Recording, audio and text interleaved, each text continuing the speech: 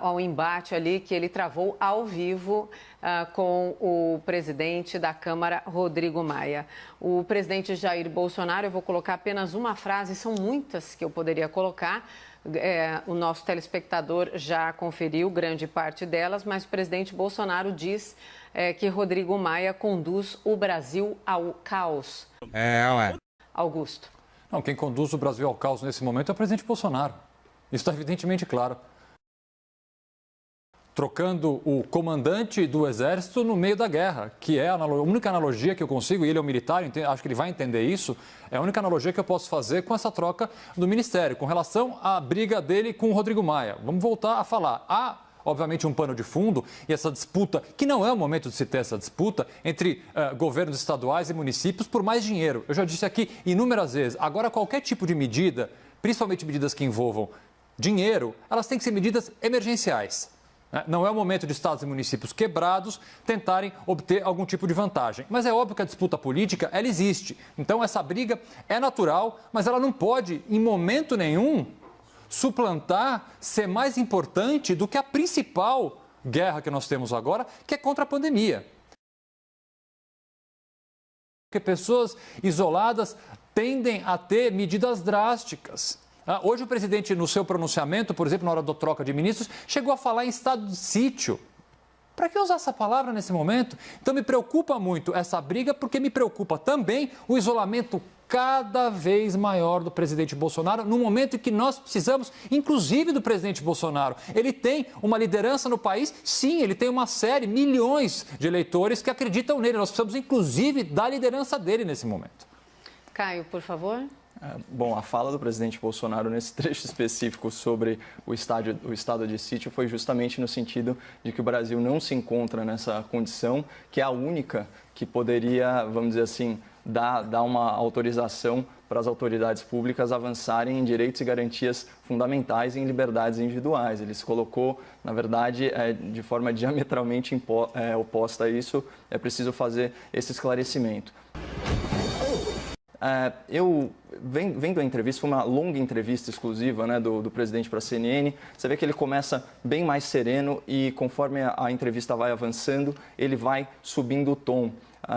Não, a gente tem que dar o benefício da dúvida, não dá para saber se isso foi intencional. Muita gente falando que isso foi uma cortina de fumaça, embora eu ache impossível minimizar, né, a troca de um cargo tão importante num contexto tão atípico como é esse. Mas, assim, a indignação do presidente, ela parece genuína e ela é fundamentada, porque ele disse o seguinte: olha, o presidente da Câmara, ele está se arvorando em direitos inexistentes e está violando a separação dos poderes. Ele está agindo como se ele fosse o tutor do Poder Executivo, né?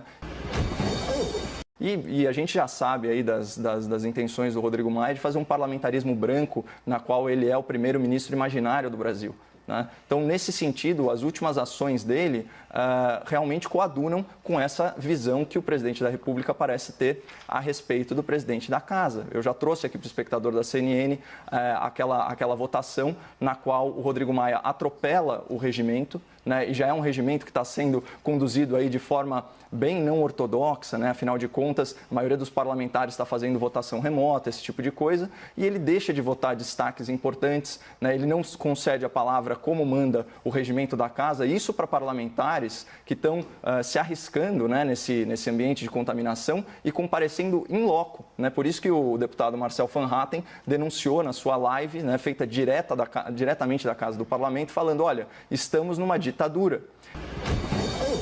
E quando o presidente da Casa, Rodrigo Maia, foi interpelado sobre a forma como ele estava conduzindo essa votação, ele se limitou a dizer: olha, o presidente sou eu. O que mais me preocupou, viu, doutor, você falou de falta de interlocução, eu também acho, eu concordo contigo, não é hora da gente isolar as lideranças políticas, é hora de união. Mas quando o presidente da República fala que um cara como Paulo Guedes, que é o ministro da Economia, portanto, que tem protagonismo nessa situação de crise, perdeu a interlocução com o presidente da Câmara Federal, quando o presidente da Câmara Federal está votando peças que têm alto impacto orçamentário, isso me preocupa muito. E, de novo, não vamos ter a visão binária. Não existe um Congresso de anjos e um governo de demônios. Então, a gente não pode fazer uma análise tão preto no branco assim. Vamos colocar o elemento principal dessa crítica do presidente Jair Bolsonaro ao presidente da Câmara dos Deputados, Rodrigo Maia. O presidente estava se referindo à aprovação, por parte da Câmara dos Deputados, daquele texto base que recompõe durante 6 meses as perdas de estados e municípios. Enfim, com a perda de arrecadação tanto do ICMS quanto do ISS. O presidente estava criticando o tamanho da conta, que provavelmente vai pesar demais se aprovado no Senado, enfim, com todas as alterações que podem acontecer, o tamanho dessa conta que pode cair para os cofres do governo federal. O presidente também criticou, Augusto e Caio, a maneira como um assunto tão relevante foi aprovada na Câmara dos Deputados. Foram 5 horas, vamos lembrar, A gente acompanha aqui o noticiário sempre, 5 horas para aprovar, então, em 2 turnos, a PEC, que é a proposta de emenda constitucional. Você, Augusto, especialista, acha que foi muito rápido ou foi no tempo certo a aprovação de algo tão relevante assim? Eu não gosto de aprovações rápidas de temas que vão perdurar no tempo. Já repeti isso várias vezes. Temas emergenciais, a votação tem que ser muito mais rápida do que 5 horas, inclusive.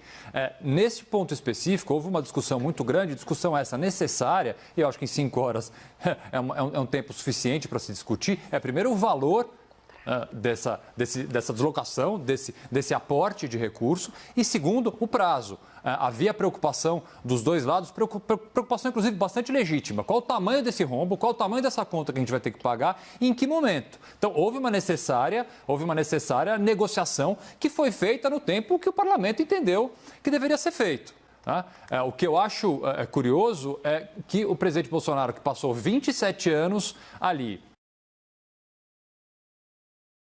que não sejam temas belicosos, que você vai de alguma forma criar um problema a mais nessa comunicação entre Congresso e governo, e temas que de alguma forma sejam laterais, e são laterais, ao problema principal, que é o combate à pandemia. Caio, por favor, as suas considerações sobre esse assunto que o presidente Jair Bolsonaro usou como condução aí de grande parte da entrevista. O presidente criticou a rapidez com que a Câmara fez isso e, por isso, ele disse que a gestão de Rodrigo Maia era péssima. Não, nesse caso não dá para a gente individualizar a responsabilidade na condução do presidente da Câmara, até porque essa votação ela passou por uma vexatória, vergonhosa, constrangedora maioria. A gente está falando do voto de 431 parlamentares contra 70. Ao contrário do Augusto, eu não acho que isso seja uma coisa lateral, porque esses são justamente os fundos diretos de combate à pandemia nos estados e municípios. Então, de novo, para esclarecer ao espectador o que aconteceu, o que foi votado foi a imunidade fiscal ao vírus. Isso em favor de governadores e de municípios, em pleno ano de eleição municipal. E por que isso é tão grave? Porque o que foi aprovado, na prática, é um seguro imposto. Então, toda a queda de arrecadação dos estados e dos municípios passa a ser coberta pelo caixa do governo federal. Quem banca o caixa do governo federal? Ou novas dívidas, a gente estava falando de um país que caminhava para um déficit de 124 bilhões de reais, isso antes dessa crise toda, e agora a gente já está falando em déficit de 500, 600 bilhões, então ou com mais dívida ou com aumento de impostos. Invariavelmente, essa conta sobra vai ser pulverizada aí entre os pagadores de impostos federais, ou seja, todos nós. Então, na verdade, é uma solução, uma falsa solução de curto prazo e pior, não tem nenhuma contrapartida. Ou seja, os estados não precisam se comprometer com redução de gastos, os municípios não precisam se comprometer com boa governança. Então, o que foi feito foi um acordão embasado em puro oportunismo político para dar imunidade fiscal a essas lideranças políticas. Então, elas vão poder gastar o dinheiro que elas não têm e botar na conta do governo federal, que, mais tardar, vai cair na conta do nosso bolso. Então, esse assunto é muito importante. Você se coloca na posição de ser o chefe do executivo. Você vê que estão te colocando numa camisa de força orçamentária, que as elites políticas se mancomunaram numa esmagadora maioria para te tirar completamente a ação, enquanto sobre elas não recai nem o ônus político, muito menos o ônus fiscal. É grave. Debatedores, o presidente também deixou claro que é necessário pensar, urgente pensar numa contrapartida para que essa conta possa ser paga, Augusto. Eu concordo, é necessário. Isso é um dos pontos mais importantes dessa medida. É necessário, de fato, que haja uma contrapartida, mas eu queria pegar um pouquinho o gancho da fala do Caio. Por que a proteção necessária? Por que esses estados e municípios, numa imensa maioria, que eu não acho tão constrangedora como o Caio diz, mas de fato uma imensa maioria votou nesse sentido, por que essa tentativa e essa noção de proteção dos estados e municípios? Porque nós tivemos um presidente da República que nos últimos dias tem feito ameaças, e são sim ameaças, de invadir competência de estados e municípios. Num tema diferente deste tema, é claro, um tema bastante diferente, mas há ainda uma disputa essa que foi soterrada com a decisão do Supremo Tribunal ontem, da possibilidade dos estados e municípios terem que se adequar às regras do governo federal, que eu já disse hoje, o isolamento do presidente da República. Caio, o presidente Rodrigo Maia, quando perguntado pelo âncora William Vac, né, sobre, enfim, todas as falas ali do presidente, Rodrigo Maia respondeu que o presidente ataca como um velho truque da política. Quando você tem uma notícia ruim, como a demissão do ministro, ele quer trocar o tema da pauta. Por favor, comente a resposta de Rodrigo Maia. Caio. É que nesse caso é difícil, é ruim para quem, né? Então, isso depende. Para o presidente, com certeza, a saída do ex-ministro Mandetta é um grande alívio, né? Você tinha um ministro insubordinado, que não perdia uma ocasião para desgastar politicamente o governo federal e a presidência da República, né? Eu me recordo que ele reclamava de estar cansado, né, de trabalhar num ambiente em que ele era uma opinião divergente, mas ele era incansável, né, em dar entrevistas e coletivas. Então, nesse sentido,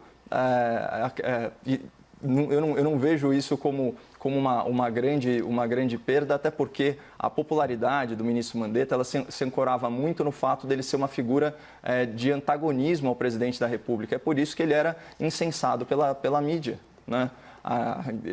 Para mim isso daí é muito elementar. A gente vai ter um real teste da popularidade do ministro Mandetta nesses próximos meses, né? E talvez no próximo ciclo eleitoral, se ele de fato não encerrar aí a sua carreira política. Mas eu acredito que não vai ser essa lua de mel que existia até o presente momento.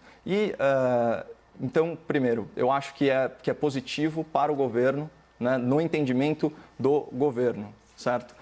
Da mesma forma, um governo que é mais alinhado, que não fica batendo cabeça em relação a questões elementares, ele tem tudo para conduzir a pauta nacional de forma mais direcionada. A gente tem que dar aí oportunidade para que esse novo ministro mostre serviço, mas com certeza a gente já pode dizer que ele é corajoso, né? Porque não é um desafio fácil, né? Como bem colocou o Augusto, né? Você está trocando o motorista com o carro andando. Então, eu não vejo como uma cortina de fumaça. Eu acho que foi muito mais o presidente dando vazão, talvez até equivocadamente, a uma questão mais emocional de ele querer fazer um apelo, né? Lógico, não ao Rodrigo Maia, mas sim à opinião pública, para mostrar o que está acontecendo. E, sinceramente, a fala do presidente ela é coerente. Ele foi explícito, ele usou palavras duras para falar sobre orçamento. Ele falou, olha, o Brasil está caminhando para a insolvência. A gente está pegando 1 trilhão, um pouquinho menos, né, que economizou na reforma da Previdência em 10 anos e está jogando isso em 1 ano. A gente daqui a pouco vai estar com uma dívida pública que é equivalente ao nosso PIB. Entendeu? Então, eu acho que é legítima a preocupação do presidente. Sim. Augusto, Caio, obrigada pelo debate de hoje. Você que nos acompanha sempre viu que hoje o debate teve um formato diferente pela relevância dos fatos. Eu falei isso no começo, mas amanhã o grande debate volta no formato normal.